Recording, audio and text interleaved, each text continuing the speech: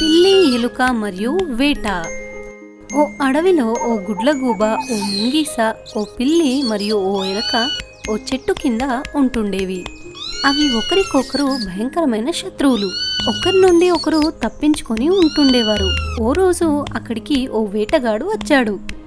జంతువుల్ని పట్టుకోవడానికి చెట్టు కింద తను వల వేశాడు. పిల్లి చెట్టు మీద కూర్చుంటుంది.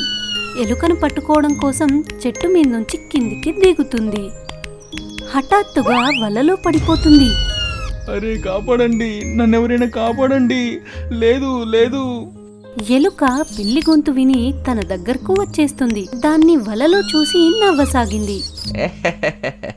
ఈరోజు పిల్లి వలలో చిక్కుకున్నది. నన్ను పట్టుకోవడానికి వచ్చేది కదా. నీ నుండి తప్పించుకున్నాను. నువ్వు చాలా రాక్షసివి ఓ పిల్లి. ఎలుక సంతోషంగా ఆడుతూ పాడసాగింది. ఎలుక గొంతు విని గుడ్లగూబ ఇంకా ముంగీస కూడా చెట్టు కిందకి వచ్చాయి. అరే లేదు, ఈ గుడ్లగూబలు ముంగీసలు నిన్ను పట్టుకొని తినేస్తాయి. నేనేం చెయ్యగలను? ఎలుక తన ప్రాణాలు కాపాడుకొని అక్కడి నుంచి పారిపోయే ప్రయత్నం చేస్తుంది. అది పిల్లిని చూసి అంటుంది, అరే ఓ పిల్లి, ఈరోజు నాకు సహాయం చెయ్యి.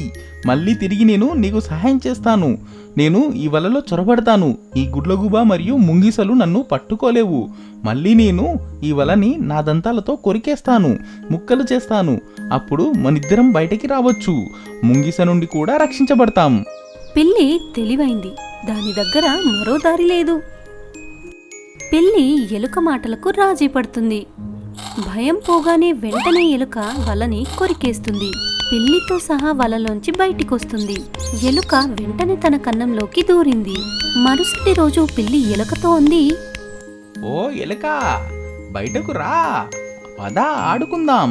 తను ఆశ్చర్యపోయింది. ఇలా ముందెన్నడూ జరగలేదు.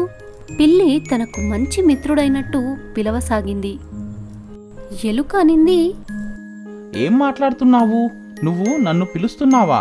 నీకు నా వల్ల ఏదో అవసరం పడిందని అనిపిస్తుంది. నేను నీ శత్రువుని కదా, మరి నువ్వు నన్ను మిత్రురాలి వలె పిలుస్తున్నావు. పిల్లి ఎలుక గొంతు విని నవ్వి తనతో అనింది, ఇప్పుడు మనం మిత్రులం కాదు, ప్రాణమిత్రులం. అయితే ఖచ్చితంగా శత్రులం మాత్రం కాదు. తెలుసా, నిన్న నువ్వు నా ప్రాణాలు కాపాడావు.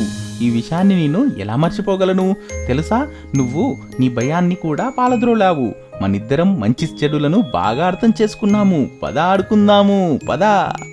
ఎలుక ఎంతో సంతోషించింది. ఇక ఇద్దరూ కలిసి బాగా ఆడుకున్నారు. ఇదంతా చూసి గుడ్లగూబ ఇంకా ముంగీస ఆశ్చర్యపోయాయి. అమాయకుడైన కుక్క. ఒక అడవిలో జంబు అనే ఒక ఏనుగు ఉండేది. అది అడవికి రాజైన సింహానికి చాలా మంచి మిత్రుడు. జంబుకి సేవ చేయడానికి సింహం రాజు చింటూ అనే ఒక నక్కని నియమించాడు. చింటూ నక్క, నువ్వు నా మిత్రుడి జంబుని చాలా బాగా చూసుకోవాలి. వాడికి రోజు భోజనం ఏర్పాటు చేయి. వాడికి సాయం చెయ్యాలి. చింటూ రోజు జంబుని చాలా జాగ్రత్తగా చూసుకునేది. మెల్లమెల్లగా అవి రెండు మంచి మిత్రులైపోయాయి. ఇద్దరూ చాలా ఆనందంగా ఆడుకునేవి.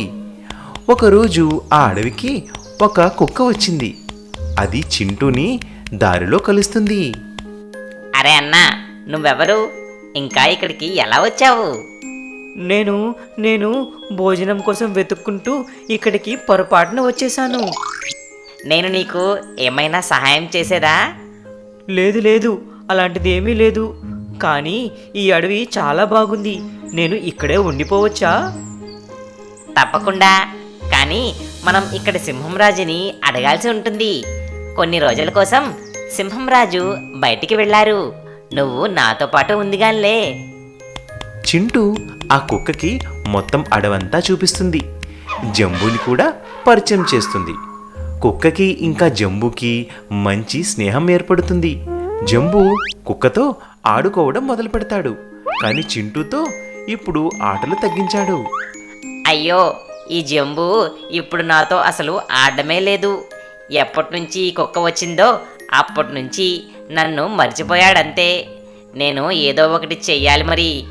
చింటూ కుక్కని తన దగ్గరికి పిలిచి ఇలా అంటుంది, నన్ను క్షమించు మిత్రమా, నేను రాజుగారిని అడిగాను.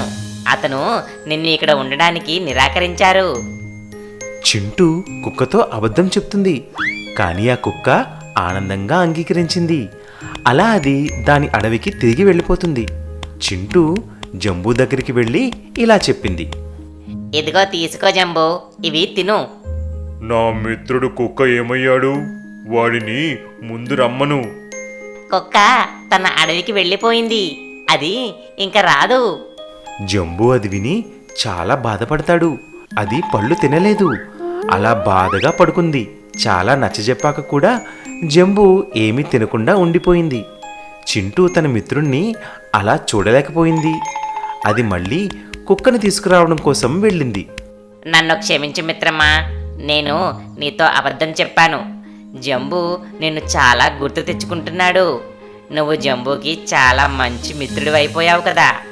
నేను నీతో అబద్ధం ఆడకుండా ఉండాల్సింది. కుక్క చింటూతో కలిసి అడవికి మళ్ళీ తిరిగి వస్తుంది. సింహం రాజు కూడా ఇప్పుడు అడవికి తిరిగి వచ్చేశాడు. అతను కుక్కని అడవిలో ఉండడానికి అనుమతిచ్చాడు. అలా అందరూ కూడా ప్రేమగా ఆనందంగా ఉన్నారు. అత్యాస పాము మరియు చీమల ఐక్యత. అది చాలా రోజుల క్రితం మాటంట. ఒక అడవిలో చాలా భయంకరమైన కొండ చిలువ ఉంటూ ఉండేది. అది ప్రతి రాత్రి వేటకి వెళ్ళేది, మరి రోజంతా పడుకుంటూ ఉండేది. కొండ చిలువ మెల్లమెల్లగా చాలా లావు అయిపోయింది. అది చాలా ఎక్కువ తినేది, ఎక్కువ వేటాడేది. అందుకే దాని శరీరం రోజురోజుకి పెద్దది అయిపోతూనే ఉండేది. కొండ చిలువ దానివల్ల చాలా చింతించేది కూడా. కానీ మెల్లమెల్లగా లావుగా అయిపోతున్న తన శరీరం వల్ల అది పడుకోవడం కోసం చాలా ఎక్కువ స్థలం కావలసి వచ్చేది. అందుకే అది ఏ చెట్టుపై అయితే ఉండేదో దానికి ఆ చెట్టు చిన్నదైపోయింది. అప్పుడు అది ఒక కొత్త చెట్టు కోసం చూసింది. అలా చాలా రోజులు గడిచిపోయాయి.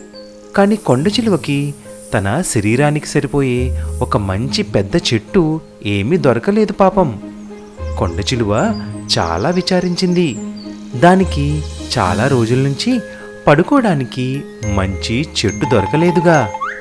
అనుకోకుండా ఒకరోజు దానికి నచ్చిన చాలా పెద్ద చెట్టు ఒకటి కనిపించింది. అరే వా, ఈ చెట్టు అయితే నేను ఉండడానికి చాలా బాగుంటుంది. ఎన్ని రోజులుగా నేను ఇలాంటి చెట్టు కోసమే కదా వెతుకుతూ ఉన్నది. నా బాధని భగవంతుడు విన్నట్టు ఉన్నాడు. ఇప్పుడు చాలా హాయిగా ఈ చెట్టుపై పడుకుంటాను. మళ్ళీ పొద్దున్నే నా వేట కోసం వెళ్ళిపోతాను. ఎంత బాగుంటుందో.